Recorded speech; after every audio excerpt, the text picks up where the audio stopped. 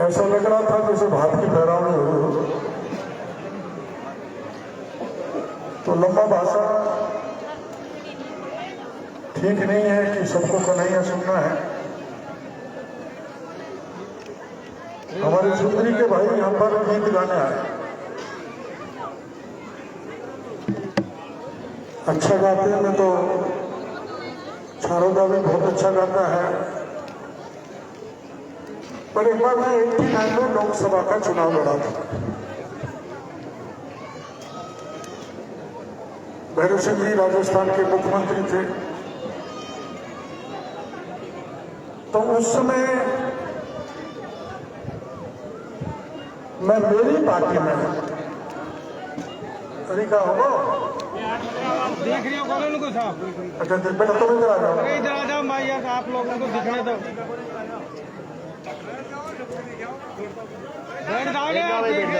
उस समय मैं मेरी पार्टी में सबसे ज्यादा वोटों से जीत के गया था। तो जिस दिन वोट पड़ रहे थे उस दिन सुंदरी में और 8-10 पोलिंग और थे।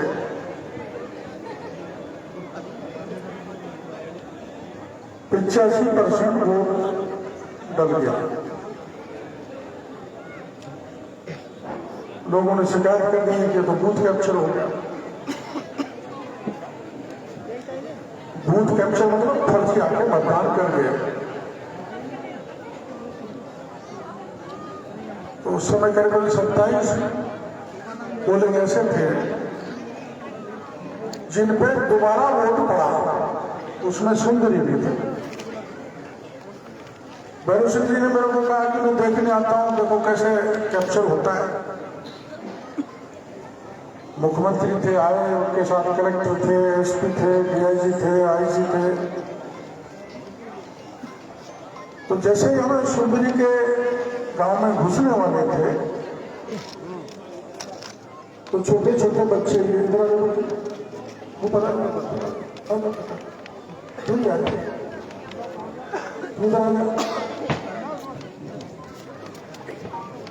ऐसे छोटे छोटे बच्चे, इनसे भी छोटे, खेतों में लेटिंग कर रहे थे, इनसे भी छोटे। और जब मैं भैरव सिंह जी ने अपनी गाड़ी में बैठा रखा था तो 15-20 बच्चों की जब गाड़ी देखी तो अगली गाड़ी मुख्यमंत्री जी की थी। तो मैं उसमें था। तो ऐसे नन्हे मुन्ने बच्चे, नंगे, क्योंकि ऐसे ही रहते गांव में, तो आपको जरूर पहनने लग गए कपड़े। वो सड़क पे आ गए, किरोड़ीलाल जिंदाबाद, किरोड़ीलाल जिंदाबाद, किरोड़ीलाल जिंदाबाद। वो भैरव सिंह जी की गाड़ी के आगे खड़े हो गए। तो भैरव सिंह जी ने गाड़ी रोकी, आईजी, एसपी, कमिश्नर सबको बुलाया, इधर आओ। यह जो बच्चा टट्टी कर रहा है छोटा सा, वो भी किरोड़ीलाल जिंदाबाद कह रहा है, तो बूथ कैप्चर नहीं हुआ होगा, ये तो पक्की बात है। हम गांव में घुस गए, पूरा गांव, अंडी, बच्चे और तो मर्द सहित पोलिंग में था। जब दोबारा पोलिंग हुआ उस समय शायद सुंदरी में 1196 कुछ से 1157 वोट थे, मेरे को ध्यान नहीं है। तो पूरी जनता को जितना वोट था वो पोलिंग पर बैठा था। तो भैरव सिंह जी ने मेरे से कहा, लोगों अंदर जाओ, कितना पोलिंग हो गया। तो 1197 से कोई 1100 पड़ गए थे, 1100। उस समय चुनाव में पाबंदी नहीं थी, भाषण भी देते थे, साधन भी लगा देते थे, हैंडपंप भी खोल देते थे, बिजली भी लगा देते थे, सब कुछ मानते थे। लेकिन आजकल पाबंदी है। तो हम भाषण दे रहे थे, तो जो पोलिंग अफसर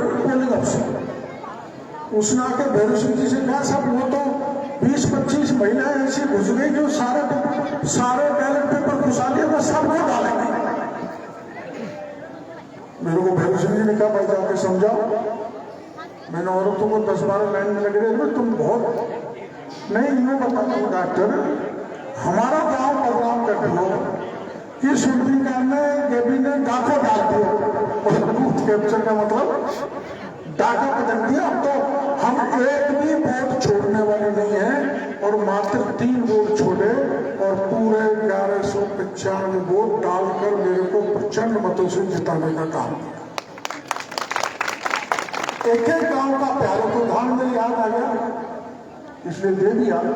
ये बड़ा गांव या सरपंच जी के चुनाव और लड़पड़े बेटी पे सारी बेटी को घुसा घुसों को पता नहीं जहां पटक गए, पुलिस ठोक दी, बोल से भाग गया, मजिस्ट्रेट बढ़े।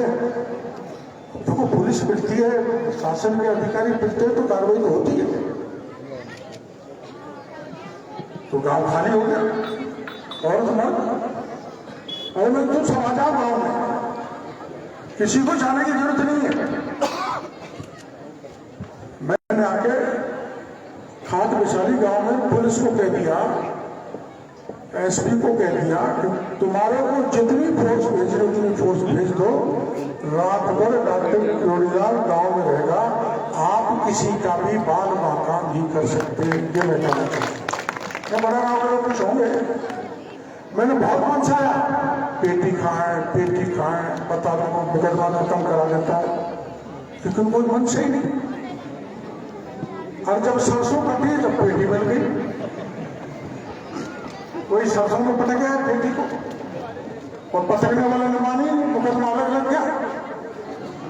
मेरा दोनों उदाहरण देने का मतलब ये है कि यहाँ की जनता का जब से मैं राजनीति में आया हूं तब से असीम प्यार रहा है। ऐसा ही प्यार मेरे पर बना रहे, ये मैं भाषणों के जरिए आपको प्रार्थना करना चाहता हूँ, धन्यवाद करना चाहता हूँ। अब देखो पार्टी तो मेरी बीजेपी है, जाति से मैं मिला हूं, लेकिन आपने देखा होगा किसी जाति का, किसी धर्म का, किसी भी इलाके का, किसी भी दल का आधी रात पर भी मेरे पास आता है तो मैं उसकी भरपूर मदद करने की कोशिश करता हूं। एक जगह दिक्कत आती है, भाई से भाई लड़ लेता है तब मैं हाथ खड़ा कर देता हूं, क्योंकि अपने भाइयों का आपस का झगड़ा तो पंच पटेल गांव में बस्ती सुन जाएगी। इसलिए एक लंबे समय से गांव 80 से अब 45 साल हो चले, बड़ा प्यार आपने दिया। एक जरूर मेरे को दिक्कत आती है, अब मेरी सरकार है और जब सरकार नहीं थी तब कहीं भी कूद जाता था। अब मैं कूद नहीं सकता, जा नहीं सकता, मेरी मर्यादा है, मैं मंत्री हूं, मैं सरकार में थोड़ा सा एक दिन गड़बड़ बोल गया तो नोटिस मिल गया, अखबार में पड़ा होगा ना। और गड़बड़ कुछ नहीं था, मैंने भ्रष्टाचार की चर्चा करनी थी तो नोटिस मिल गया। अब आपके बगल में सबराता में मोहनिया में चुनाव हुए थे, तो एक नेताजी जो चुनाव लड़ रहे थे उन्होंने कहा एसडीएम ने चाटा मार दिया, तो पुलिस घुसी रात में, वहां हाथजनी हो गई, लटपटंगेबाजी हो गई। खैर मैंने रात में फोन करके कार्रवाई रोक दी थी। अब मैं आपको समझा रहा हूं, भाई देखो हिंसा का लोकतंत्र में कोई स्थान नहीं है। हमारे गुजर भाई यहाँ बैठे हैं, आप गुजर है ना बाबा, गुजर ये बाबा है। हमारे वसुंधरा जी के राज में थाना गाजी से जयपुर की रोड आती थी, बीच में गुजरों का गांव पड़ता था, तो एक ही गुजर बाबा इतनी उम्र का 20 सड़क में खाट बिछा के बैठ गया। किसी ने नहीं कहा गुजर बाबा तू हट जा, हमको जाने का।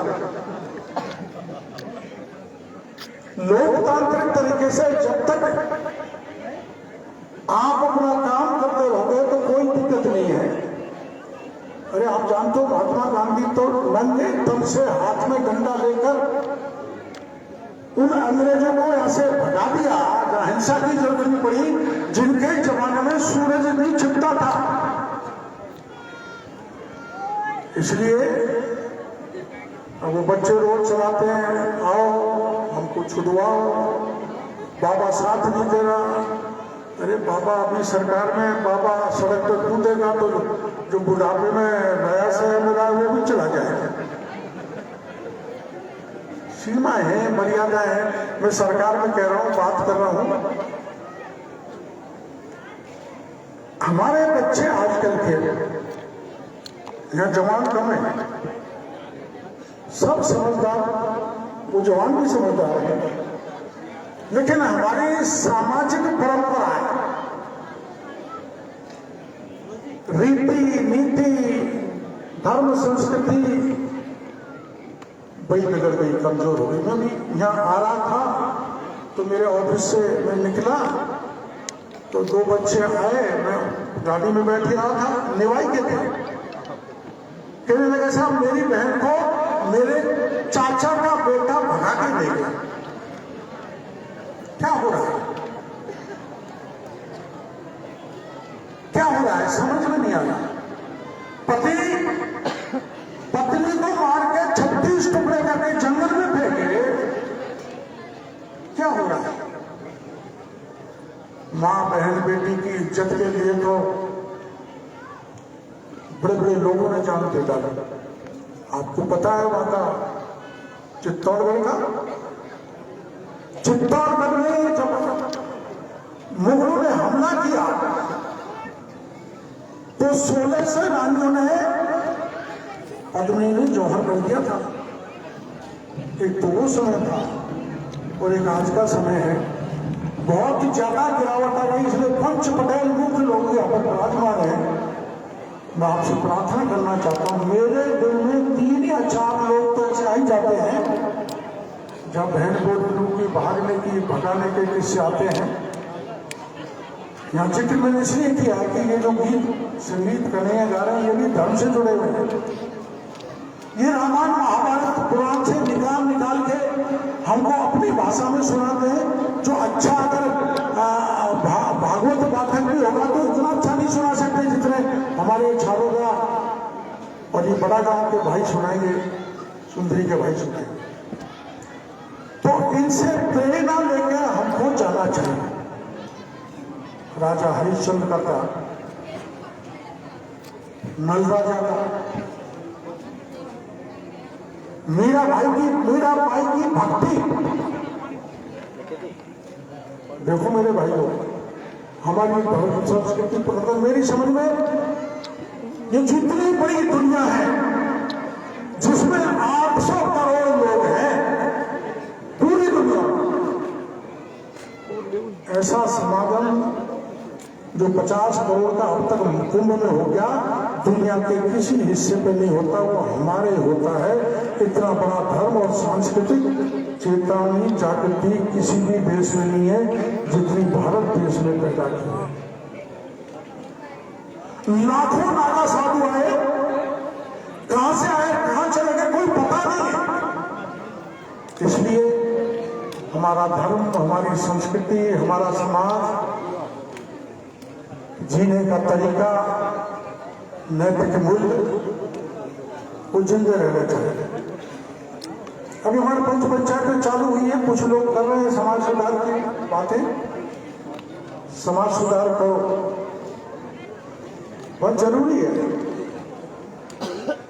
और जब तक गांव वालों का नियंत्रण नहीं होगा तब तक गांव सुधर नहीं सकता। पुलिस के बस की बात है, नेताओं के बस की बात नहीं है कि गांव आजकल हमारे यहाँ स्मैक बहुत ले रहे हैं। मेरे इस इलाके में टिपर बहुत है, टिपर। मैं तो सबको कोई जानता नहीं, पुलिस वाले जानते हैं, टिपर जानते हैं। बड़ी बड़ी गाड़ियां, पता नहीं कहां से कैसे पैसे कमाते हैं। जो समाज में बुराई आई है, इन बुराइयों को रोकने की जरूरत है। अभी आपने वो तो पूरे दुनिया में हो गया था, वो करीरी का गया, हाँ गया रोसी, उसकी मूंछ भी काट ली, उसकी भौ भी काट ली, पर वो अन्याय था। तो उस अन्याय का बदला पुलिस नहीं ले सकती थी, लेकिन हजारों लोगों ने इकट्ठा करके उस गांव को दंडित किया तो गांव अनुशासन में आ। मैं आपके बीच में यही कहना चाहता हूं, बहन बेटी बड़े बुजुर्ग गुरु जनों का सम्मान होना चाहिए और अपना आदर्श गांव बनना चाहिए, चरित्र अपना अच्छा बनना चाहिए, यही कहना चाहता हूँ। बाकी बाड़ोती में मैंने काफी कुछ देने की कोशिश की है और कोई जरूरत पड़ेगी तो और भी देंगे। अभी तो मैं सस्पेंड चल रहा हूँ मंत्री जी, पता है ना? क्या चाहिए तुम्हें बता, तू बता बेटी। हाँ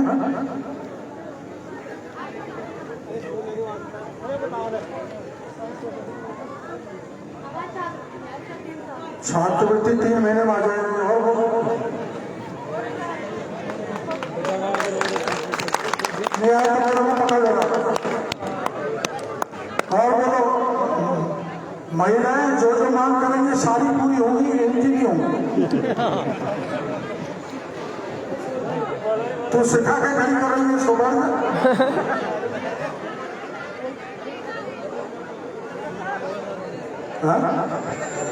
देखो अस्पताल को बड़ा कर दिया, पीएससी से सीएससी हो गया, मंडी हो गई।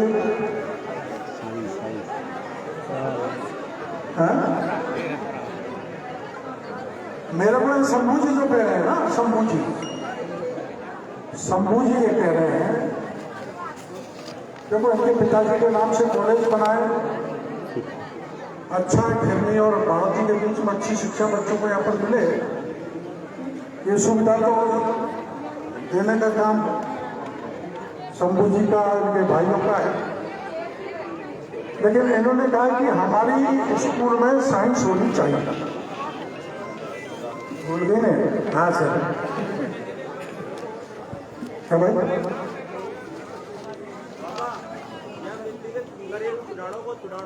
क्या है?